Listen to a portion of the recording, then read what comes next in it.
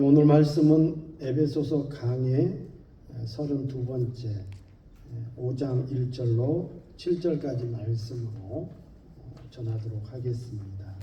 지난주 제가 1절과 2절 하나님을 본받는 삶에 대한 말씀을 드렸습니다. 간략하게 다시 한번 또 우리가 복습을 해보면요, 하나님을 본받는 삶이라고 하는 것은 하나님처럼 살아라가 아니다, 그런 뜻이 아니다 하는 말씀을 드렸습니다. 하나님의 자녀처럼 연습하고 흉내내고 그렇게 노력하면서 살아라, 이런 말씀을 드렸습니다. 사실 흉내내라 하는 것은 제가 원어에 있는 내용을 제가 지난주에 말씀을 드렸죠. 흉내내다, 본받는 삶이라는 그 뜻이요. 그래서 흉내내다는 이 한글 표현은 그렇게 좋은 표현은 아닙니다. 어떻게 보면 진짜도 아니고요. 흉내내는 것이니까 가짜를 한번 해보는 것이죠. 단회성 어떤 그런 표현에 더 가깝습니다. 연속성보다도. 흉내를 계속 내라, 이런 말은 어울리지가 않잖아요. 흉내 한번 내봐, 이런 말이 맞고요. 근데 이 헬라의 원문에 왜 이렇게 흉내내라는 표현으로 되었을까를 제가 오늘 설교를 준비하면서 지난주 설교를 제가 또 다시 한번 제가 영상을 유튜브에 들어가서 제 설교 영상을 다시 듣고 한 2번 듣거든요. 필요하면 더 들어요. 그래서 이 부분이 내가 좀 더 강조를 하지 못한 부분, 풀어내지 못한 부분이 있겠구나 하는 내용을 또 발견하게 되는데, 흉내내다 하는 부분이 그렇게 좋지 않고 이런데 왜 이렇게 표현을 했을까 하는 생각을 제가 가져봤어요. 그래도 그럴 것이 이 모양만, 우리는 하나님의 자녀이지, 사실 선포됐잖아요. 너희는 내 자녀야 하는, 법적으로 선포되었지만 모양은 그렇지만 우리의 속 내용은 여전히 옛사람이라는 것이죠. 일순간에 우리의 속 사람이 바뀌지는 않습니다. 그렇기 때문에 하나님의 자녀가 되는 첫 걸음이, 그렇죠, 걸음마도 연습이잖아요. 처음부터 달리거나 잘 걷거나 균형을 유지할 수 없습니다. 그렇죠. 잘 걷는 것을 보기도 하고 흉내내기도 하고 자꾸 연습을 하다 보면 흉내내는 것이 아닌 것이죠. 그것이 결국은 내게 아닌 것 같았는데 사실은 내 건데, 내가 찾아야 될, 그리고 내가 회복해야 될 모습인데 워낙 옛사람, 죄인으로 하나님의 자녀가 아닌 모습으로 그동안 살아왔던 모습을 벗겨내는 작업이 쉽지가 않은 거죠. 그렇지만 한 걸음씩 하다 보면 어느 순간에 잘 걷고 균형 감각도 생기고 이제는 걸음이 빨라지기도 하고 달리기도 되고 힘차게 뛰어갈 수도 있는 것이죠. 바로 그런 것입니다. 그것이 단순히 일회성이 아니라 오늘 성경 본문의 표현대로, 그래서 정확히 오늘 읽었지만 지난주에 제가 그 말씀을 많이 살펴보았죠. 사랑 안에 거하라. 머물러 있어라. 늘 삶의 방식처럼 반복의 연속이다 보면 자연스러워지고요. 이제는 정말로 하나님의 자녀로서의 삶 자체가 나올 때 하나님이 원하시고 바라시는 계획이 펼쳐지는 그런 열매가 맺어지는 것이다, 그런 말씀입니다. 사랑 안에 거한다는 것은 어떤 기준이어야 한다고 제가 말씀드렸습니까? 그리스도께서 그렇게 하신 것처럼. 5장 2절이죠. 그리스도께서 너희를 사랑하신 것 같이. 그러니까 사랑 안에 거한다는 그 기준은 그리스도가 돼야 되는데, 이 그리스도가 잘못하게 되면 이 표현이 관념화가 될 수 있습니다. 나는 예수님처럼 예수님의 사랑하듯이 하면 되고 예수님의 사랑 안에 거하듯이 거한다 하는 것이 구체적으로, 그래서 그럴까봐 성경이 친절하게 표현을 하고 있는데, 그것은 바로 십자가적인 사랑, 자신을 버린 것처럼 자기희생적 사랑. 그것은 내가 희생한다는 것은 내가 고통스럽고 어려움이 있고 그것 때문에 손해를 볼 수 있지만 그러나 상대방에게 기쁨을 주고 유익을 주고 오히려 기회를 주고 왜냐하면 그것이 하나님이 받으시는 재물 즉 예배다 이런 말씀으로 드렸습니다. 그래서 우리는 우리의 삶 자체가 우리와 관계하는 모든 사람들 가운데 있어서 바로 십자가적인 그리고 자기 희생적인 삶 예배하는 삶 하나님이 받으실 만한 그러한 삶을 사는 것이 하나님의 은혜를 그리고 하나님의 사랑을 입은 자녀다 그런 말씀을 드렸습니다. 그래서 오늘 말씀 3절로 이제 연결이 되고 있는데요. 음행 그리고 또 온갖 더러운 것, 탐욕 이런 범죄들은 주로 내면적인 것들입니다. 뭐 따로따로 이것은 음행은 뭐고 온갖 더러운 것은 뭐고 탐욕은 뭐다 이렇게 구분해서 이렇게 표현하는 그런 의도적인 표현은 아니고요. 오히려 포괄적으로 말씀하신 내용입니다. 사실은 이 부분에 있어서 이런 것들은 너희 중에서 그 이름조차도 부르지 말라. 아주 강한 명령으로 되어 있는데 이것도 헬라에서 보면 현재 명령형으로 되어 있습니다. 제가 현재형 그리고 거기다 명령형을 붙이게 되면 어떻게 된다는 말씀을 드렸습니다. 현재 명령형이라고 하는 것 그런 것들은 너희가 가까이도 그리고 이름조차도 부르지 말라. 왜 이름이라고 하면 이름이라고 하는 그 정체성의 자체거든요. 그러니까 그런 걸 자꾸 꺼내지도 말고 가까이 하지도 말고 이름도 부르지 말라는 이렇게 현재 명령형은 단순히 그냥 한두 번 참거나 한두 번 그걸 절제하거나 한두 번 어떤 부분적으로 내가 그것을 견디거나 그런 것이 아니라 네 평생의 삶에 있어서 주님 오시는 그 날 때까지 인친 그죠 성령으로 너희를 인쳤다고 했어요. 그날까지 아예 너의 삶 자체는 그것도 함께하지 말고 그게 바로 현재 명령입니다. 하나님이 그만큼 강력하게 말씀하고 있습니다. 그래서 이 3절 후반부에 보면 이는 성도에게 마땅한 바니라. 이 헬라에서는 이걸 표현을 어떻게 표현하고 있냐면 그것들은 너희하고 어울리지 않는다. 그죠? 영어적 표현이죠.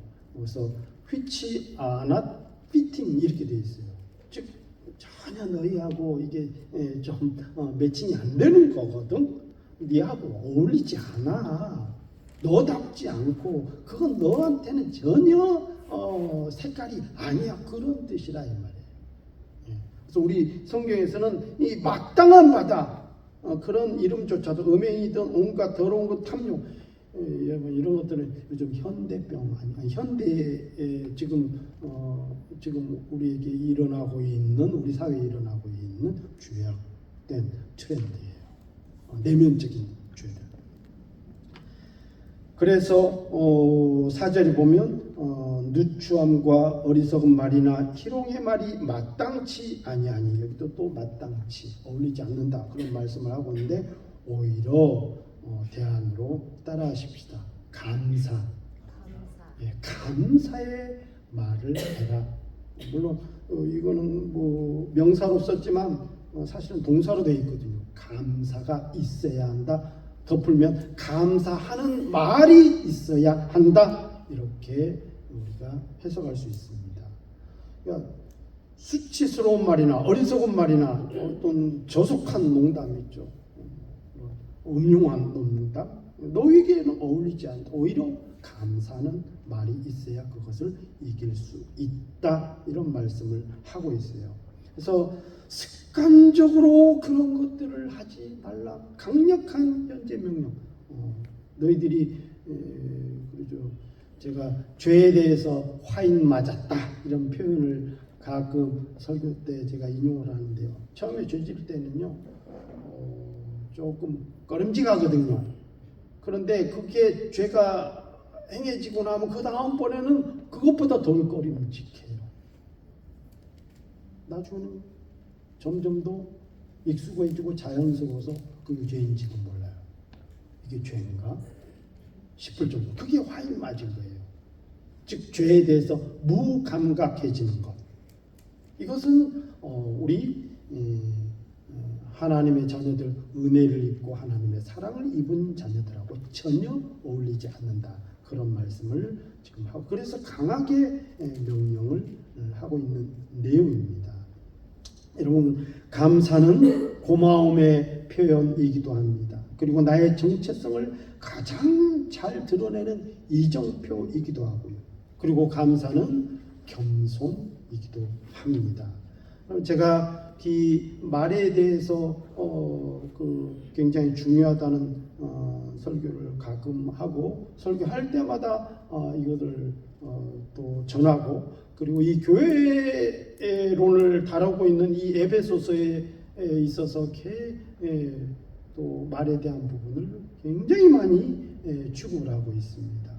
그리고 우리가 알다시피 우리 교회 안에서도 그렇죠. 우리가 믿음 생활을 평생 해보지만 교회 안에서도 결국 이 말이 얼마나 중요한지, 그리고 우리가 관계하는 모든 사람과의 관계에 있어서도 이 말이 얼마나 중요한지, 그 사람이 좋다, 친절하다, 그 사람이 정말 나이스하다 하는 것도 결국은 말의 형태에 의해서 판단이 되어지는 것. 그럼요, 한두 번은 친절하게 말할 수도 있습니다. 처음 만나는 사람 보세요. 아무리 악한 자라 할지라도 그리고 악한 말이 혹은 내 말이 거칠어도 그 입에 들어붙어 있는 사람도 새로운 사람을 만나거나 그런 사람 만나면 갑자기 말이 바뀌거든요. 근데 조금 친숙해지면 여지없이 그것이 그리고 나의 습성들이 나오게 됩니다. 그럼요, 교회 안에서 여러분 하나님의 말씀이 선포됩니다. 생명을 살리는 거 아니겠습니까? 그런데 또 말은 그렇죠. 제가 창세기 때 이 거짓말이 인류 최초 범죄가 들어오기 시작한 통로라고요. 그래서 거짓말이든 이 말이라고 하는 것은 죄에 대해서 상징성이 또 합니다. 그럼요. 아담과 하와가 범죄했을 때 그들이 벗은 것을 보고 부끄러워해서 숲에 숨었을 때 하나님께서 어찌하여 너희가 숨었느냐, 우리가 벗은 것을 부끄러워하여 숨고 네가 벗은 것이 부끄러운 것을 어찌 알게 되었느냐 했을 때에 그들이 하는 말이 뭡니까? 하나님 앞에 하나님이 사탄이 나를 꼬드겨 갖고, 말로 나를 꼬드겨 갖고 내가 선악을 알게 하는 나무를 먹게 되었습니다. 그러니까 아담은 하나님이 내게 주신 하와 때문에 내가 그것을 먹게 되었습니다. 사실은요, 하나님이 주셔갖고 나한테 그랬어요. 아니면 또 따지면 당신 때문에 그런 거야. 당신이 나한테 표현이 그렇게 결국은 사실 성경이 좋게 적어서 그럴 뿐이지. 그렇죠. 우리가 죄 짓는데 범죄하는데 아주 나이스하게 말할 그런 것들을 그렇게 적지는 않잖아요. 문어체로 적어야 되니까. 바로 이 말이 얼마나 중요하다. 그래서 우리에게 주신 대안, 그렇죠. 우리가 늘 하나님의 말씀을 선포하고 생명의 말씀을 선포하고 그런 말씀을 우리가 삶 속에서 하면 좋겠지만, 하나님께서 우리에게 편하고 그 모든 것을 이겨낼 수 있고, 더군다나 이 현대에 살아가는 이 트렌드와 같은 범죄들을 이겨낼 수 있는 대안을 주신 게 감사의 말들이에요. 감사합니다. 덕분에요.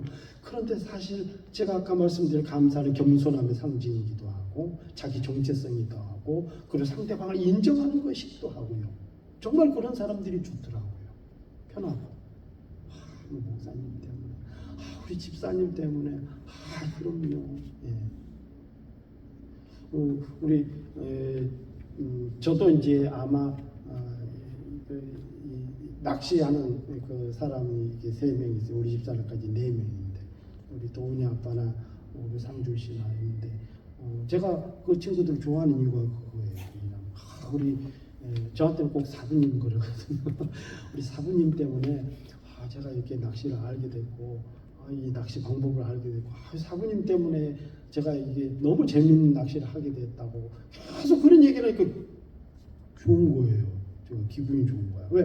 나 때문에 자기들 인생에 생기가 돋는 취미를 하나 발견했다. 그 말 한마디만 해도요 얼마나 기분이 좋은데요. 혹은 제가 어떤 일에 가든 일을 하든 뭐 제가 하는 일에 있어서 보면은 우리 사장님 너무 일을 잘하신다, 너무 깨끗하게 한다, 제가 딴 데 소개시켜, 그러면 막 좋은 거예요. 막 감사의 말을 하고 표현을 하면요.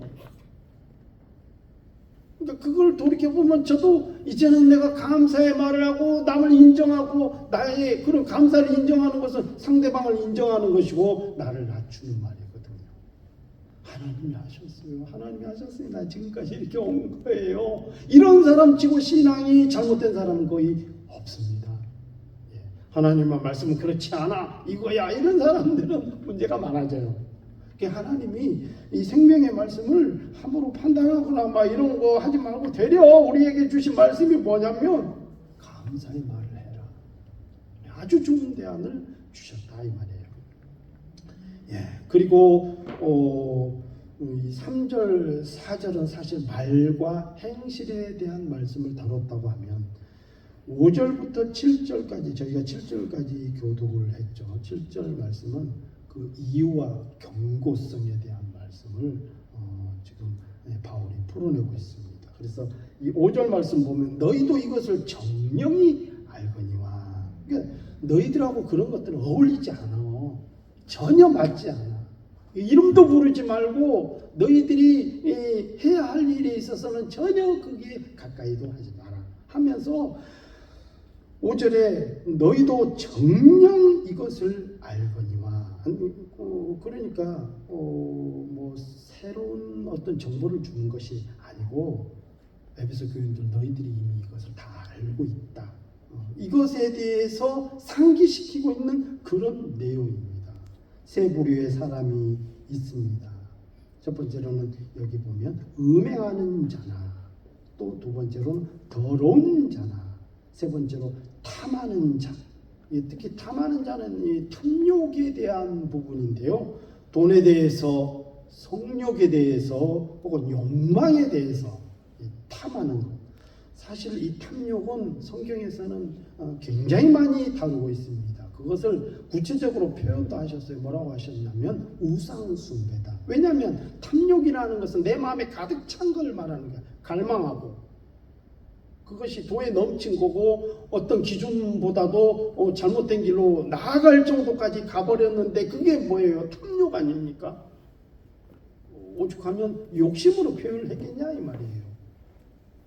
그것이 바로 죄악된 것들이죠. 음욕에 대해서, 돈에 대해서, 성욕에 대해서 이런 부분들인데 그것은 우상숭배다. 왜냐하면 하나님을 대신해서 하나님보다도 그것을 더 귀하게 여기고 그렇게 네 마음을 쓰고 행동하고 있기 때문에 이걸 바로 탐욕의 무서운 범죄에 대해서 말씀하고 있는 경고의 그런 말씀입니다. 우상숭배가 되는 것입니다. 이런 사람들은 다 그리스도와 하나님의 나라의 기업을 얻지 못한다. 하나님의 나라 개념은 뭡니까? 하나님의 나라라고 하는 것은, 하나님의 나라는 우리가 신학교 배울 때 그죠? 처음에 교수님들이 말씀하신 나라, 국가에 대한 세 가지 그죠? 반드시 해야 될 게 있죠. 하나는 백성이고요, 그죠? 하나는 통치자고, 하나는 에어리를 말하는 통치과 어디까지 있냐. 즉 하나님의 나라는 하나님의 백성들이 거하는 곳이고 하나님의 백성 안에서 주어진 말씀인데, 하나님의 나라는 즉 하나님의 통치가 실현되는 곳이어야 돼요. 그게 하나님의 나라입니다. 그게 교회죠. 혹은 믿는 사람들이죠. 하나님의 나라는 단순히 천국만 생각하지 마시고요. 하나님이 거하셔서 하나님이 통치하시는 곳. 그런데 이 하나님의 나라에서 기업을 얻지 못한다 하는 말씀을 지금 제가 설명을 드리고 있는데 한번 여러분 생각해 보세요. 하나님의 통치가 내 안에 있지 않고 혹은 그 통치 아래 내가 있지 않는다, 그런 의미가 되는 것입니다. 기업을 얻지 못한다. 이것은 실수나 혹은 내가 연약해서 한두 번 넘어지거나 범죄하는 그런 차원이 아닙니다. 지속적으로 이러한 죄가 중심일 때, 오히려 죄 아래 갇혀 있고 하나님의 통치에서 벗어난 상태로 계속 머물러 있을 때, 하나님의 나라의 기업을 얻지 못한다 하는 그런 표현을 말씀하고 있습니다. 이런 자들은 정체성 자체가 다릅니다. 그래서 엄청난 경고성 혹은 경각심을 불러일으키는 말씀입니다. 너희들은 전혀 그거하고 관계가 없는 사람이라는 거예요. 만약에 정말 그런 데 머물러 있고 거기에서 계속 상주해 있는 사람은 그 사람은 정체성이 달라. 하나님의 은혜를 입은 사람이 아니라는 거죠. 이미 벌써 근본부터 다르다는 것을 말씀하고 있어요. 그만큼 우리는 근본이 다른 부분에 발을 담그거나 내 몸을 담그거나 혹은 내 마음을 담그거나 빠져있거나 그렇게 해서는 안 된다는 거죠. 너희는 그게 아니라는 거예요. 그만큼 너희와 전혀 어울리지 않는 행동에 머물지 말라. 당시 에베소, 왜 이 말씀을 주셨냐면 이 에베소서잖아요. 그 바울이 감옥에서 에베소 교인들에게, 에베소 지역은 굉장히 경제적으로 문화적으로 아주 융성한 도시입니다. 당시 인구만 해도 한 30만 명 정도 됐어요. 엄청난 큰 도시였습니다. 25만 30만 출원하고 있는데요. 고고학자들이. 로마 시대 때 헬레니즘의 꽃이 피웠던 곳이에요. 그렇기 때문에 그 지역이 신전도 발달되어 있고, 그런데 그 신전 안에서 이 음탕하고 음욕적인 행위도 빈번하게 일어나고 엄청나게 요즘 같으면 그런 지금 트렌드의 범죄와 같은 그 에베소 교회. 그래서 그 에베소의 교인들이 믿음을 지키게 하기 위해서 그 성적 타락과 음란한 문화가 자리 잡혀 있기 때문에 너희들은 아니야. 너희들은 하나님의 자녀야. 거룩한 하나님의 백성들이야. 너희들은 절대 어울리지 않아. 이름조차도 부르지 말고 거기에 머물지도 말아야 돼. 혹 실수해서 넘어질 수 있어. 그렇지만 빨리 돌이키면 되는 거야 하는 그런 말씀. 심각하게 표현하고, 그런 자들은 하나님의 나라의 기업에 머물지 못한 자들이라, 이렇게 말씀하고 있어요. 그리고 6절에 보게 되면 누구든지 헛된 말로 너희를 속이지 못하게 하라. 그래서 헛된 말로 속이지 못하게 하라는 말. 헛된 말은 비어있는 말, 근거 없는 말 혹은 속이는 말. 예를 들면 그렇죠. 왜 제가 이게 예를 드려야 되냐면, 이 신앙적으로 관계되어 있기 때문에. 괜찮아. 요즘 그렇게 신앙생활하는 사람 누가 있어? 그런 거죠.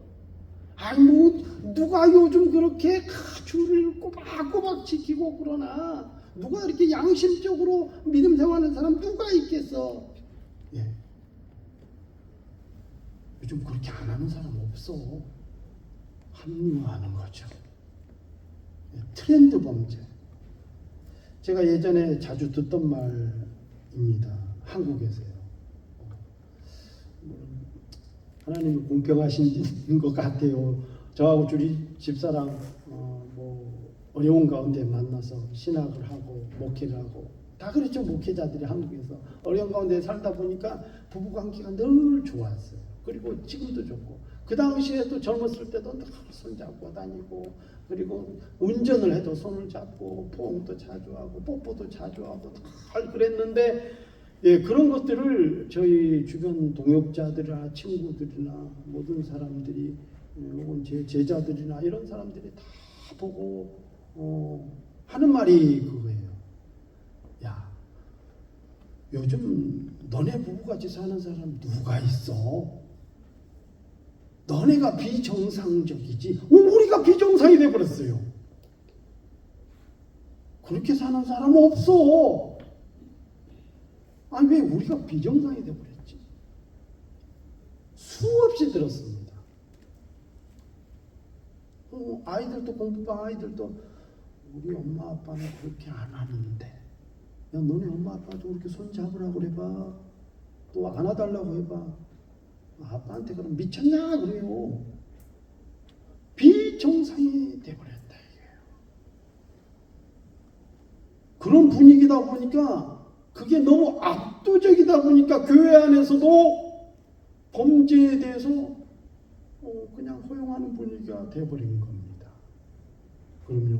요즘 교회도 그런 일이 많아요. 말을 안 해서 그렇지. 바울은 이런 말들은 영적으로 위험한 거짓말, 속이는 말로 보고 경고하고 있는 것입니다.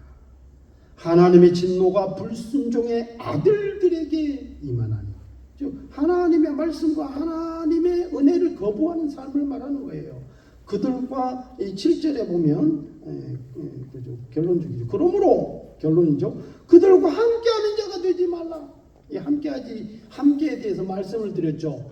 그 속에 스테이하는 거, 머물러 있는 거. 그래서 분노도 오래 머물러 있으면 안 된다고 그랬잖아요. 그러니까 죄악도 잠깐 넘어질 수 있어요. 사람이. 그럼요. 예수님입니까? 저도 넘어지고 다 넘어져요. 그렇지만 빨리 회복하면 되는 거예요. 그런데 거기에 함께하지 말라 하는 것은 이것도 강한 현재 명령어예요. 하지 말라는 것은 계속 거기에 있으면 안 된다. 그런 내용이에요. 주님 오신 그날까지.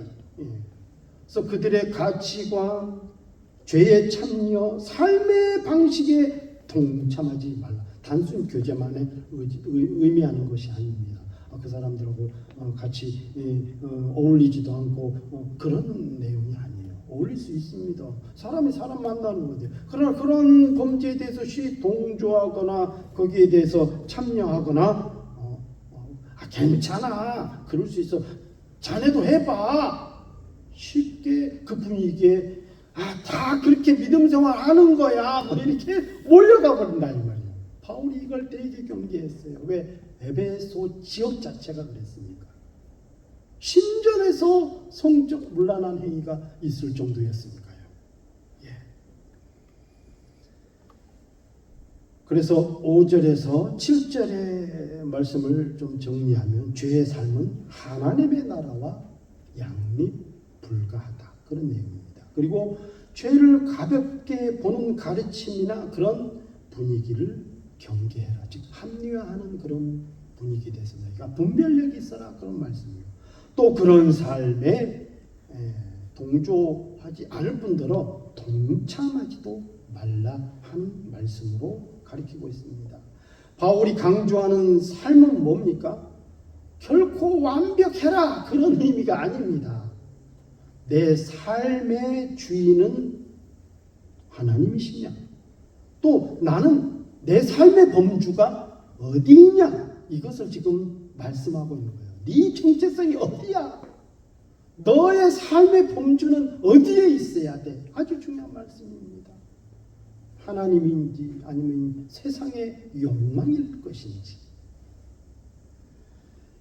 그만큼 삶 자체로 살아가는 것은 따라하십시다. 엄청난 능력이다. 예, 그런 사람은 히브리서에서는 세상이 그를 이기지 못한다 그랬어요. 세상이 그를 이기지 못한다. 그들은 믿음을 따라서 선택했고 손해가 올지라도 배가 고플지라도 위험이 있을지라도 그걸 마침내 꿋꿋하게 삶 속에서 하나님의 자녀답게 그것을 내 몸에 체득화되어서 삶 자체로 믿음으로 선택해서 살아갔을 때에 세상이 그를 이기지, 즉 죄가 이기지 못했다. 예, 죄를 합리화하는 문화나 분위기를 분별해야 합니다. 탐욕은 단순한 죄를 넘어 영적 범죄이고 우상 숭배입니다. 결국 거룩을 선택하여 사는 영적 결단력이 있어야 됩니다. 이 삶 자체에서 나오는 능력, 그러니까 제가 이 한 가지 예만 들고 말씀을 맺도록 하겠습니다. 1983년도에 호주에서 벌어진 사건이 하나가 있었어요. 그게 뭐냐면 시드니에서 멜버른까지 달려가는 마라톤 대회입니다. 일명 울트라 마라톤 대회예요. 그 길이가 875km였습니다. 875km면 대한민국 저 끝에서 북한 맨 끝에서 한 여수까지 혹은 부산까지, 제주도까지는 한 1000km 되니까요. 그 정도 되는 거예요. 그러니까 그 슈퍼 울트라 마라톤 대회가 열렸는데 그 875km를 달리려면 5일이 넘는 시간과 자기와의 싸움이 걸리는 거예요. 근데 그 시간 동안 달리는데 잠도 거의 자지 않고 달려야 하는 세계에서 가장 가혹한 레이스의 경기였습니다. 많은 사람들이 출발선에서요, 최신 러닝화 그리고 팀 스태프를 갖춘 엘리트 젊은 선수들이 가득했지만 그 사이 유난히 눈에 띄는 한 사람이 있었습니다. 평범한 티셔츠 복장에 그리고 낡은 운동화를 신은 그의 이름은 클리프 영입니다. 훈련을 받아본 적도, 담당 코치가 꾸려진 것도, 그렇게 연습해 본 적도 없는 평범한 61세 할아버지였어요. 요즘 같으면 할아버지 그러면 혼나죠. 좀 나이 드신 중년, 중후년 아저씨죠. 마치 천천히 무언가에 끌려가던 어정쩡한 달리기 자세로 이렇게 레이스가 시작되었어요. 사람들은 그의 겉모습에 비웃기 시작했습니다. 어떤 허름한 농부 아저씨가 여기 구경하러 나왔나 보다. 무엇보다도 이 울트라 레이스에서 살아남는 방법은 낮에는 뛰고 밤에는 적어도 최소 6시간에서 아무리 길어도 8시간은 자야 된대. 왜냐하면 16시간에서 18시간을 하루 종일 뛰어야 되니까. 그것도 5일 동안. 코리아 870, 약 1000km 가까운 거리를 뛰니까요. 근데 클리프 영은 밤에도 멈추지 않았습니다. 이를 본 전문가들은 그가 첫날 밤도 못 넘기고 쓰러져서 아마 멈출 거라 단정지었지만, 평생을 밤낮 없이 가축을 몰며 살아온 농부의 일생이었던 이 클리프 영, 그에겐 밤에 멈춘다는 개념이 없었습니다. 다른 선수들이 하루 6시간에서 8시간 잠드는 동안 그는 느리지만 계속 앞으로 한 발짝씩 한 발짝씩 천천히 뛰어 나아갔습니다. 폭풍이 오면 자기 농장에서 흩어진 양들을 찾기 위해서 하루 종일 이틀 내내 그 큰 농장을 뒤지면서 뛰어다니면서 살았던 그의 평생의 삶. 그에게 하루에 수십 킬로미터를 움직이는 일은 훈련이 아니라 삶 그 자체였습니다. 마침내 5일이 지난 뒤에 결승선에 가장 먼저 들어온 사람은 모두의 예상을 깨고 젊은 전문 선수도 아니고 팀을 훈련 코치를 혹은 좋은 러닝화를 신은 베테랑도 아니고 61세 농부 클리프 영이었어요. 엄청난 큰 충격의 사건이었습니다. 그가 1위로 들어왔고요. 더 놀라운 것은 2위로 들어온 젊은 선수들이죠. 그 격차가 무려 9시간이나 차이가 났습니다. 모두가 이 드라마 같은 서사에 더욱 엄청나게 TV며 모든 매체들이, 그리고 거기 참여하고 구경했던 사람들이 연호했고, 관중들은 그제서야 깨달았답니다. 가장 빠른 사람이 아니라 가장 오래 멈추지 않는 꾸준한 사람이 조용히 결과로서 증명한다는 것을요. 평생의 삶에 그 삶 자체가 잃어버린 양 한 마리를 찾기 위해서, 여러분 아시죠? 뉴질랜드도 이 농장이 기본 한 30만 평인 거, 그것도 아주 작은 사이즈예요. 보통에 딱 100만 평, 200만 평이에요. 그걸 뛰어다니려면 하루 종일 뛰어다녀도 될까 말까 할 정도예요. 그 양 한두 마리 송아지를 찾기 위해서 뛰어다녔던 그 삶 자체에서만 그냥 참석했는데 1등을 해버렸어요. 여러분, 삶 자체가 우리는 능력임을 알아야 합니다. 하나님이 그것을 너무 잘 아시기 때문에 너희들은 이 세상에서 이길 수 있는 것은 능력이 아니오. 어떤 기적이 아니라니까. 삶 그 자체여야 돼. 그래서 너희들은 하나님의 자녀로서의 삶을 너희 마음 가운데 몸 가운데 체득이 되어서 살아야 어떤 어려움이 있어도 폭풍우가 와도 힘듦이 있어도 너무 오래 그 고통이 있어도 참고 견디고 이겨나갈 수가 있어. 그것이 하나님의 자녀지. 예수님이 우리를 구원하기 위해서 묵묵히 감당해낸 것처럼 너희들도 이 세상에서 하나님의 나라의 일들을 위해서 감내해야 하는 일들을 감당할 수 있어. 그것이 능력이야 하는 말씀을 지금 죄에 대한 말씀이지만 사실은 그거 아니라는 거예요. 방법도 혹 힘드냐? 감사의 말들 해봐. 내가 키를 줄게. 이길 수 있어. 너희들은 함께 하지 마. 그런 게 힘들면 자꾸 감사의 말들을 해봐. 그러면 능히 그 일들을 이길 수 있을 거야. 하는 말씀으로 저와 여러분들에게 세상 살기가 쉽지 않잖아요. 그리고 또 우리가 너무 연약하다는 것도 잘 알고요. 해답을 주신 우리 하나님의 말씀을 기억하면서 한 주간도 믿음으로 승리하시기를 주의 이름으로 축원합니다. 기도하십시오.